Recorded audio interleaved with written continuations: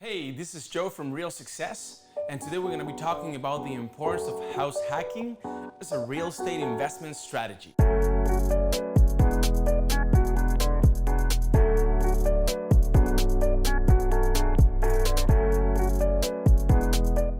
So house hacking means basically living in a home that also produces income, like a duplex, triplex, fourplex, or a house with extra rentable space, like maybe a basement or a guest house or spare bedrooms.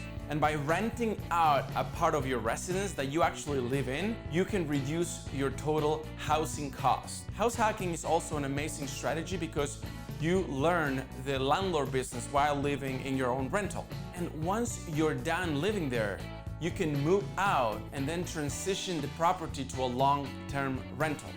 House hacking is a phrase coined by Bigger Pocket podcast host Brandon Turner.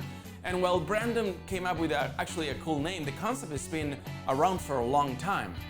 The idea is not necessarily new, but as housing might become less affordable, creative home buyers have adapted, and we're all adapting, and we're finding new ways to own a home without actually breaking the bank.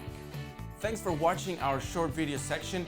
I hope this brought value to your investment career, and I hope to hear about your real success story very soon.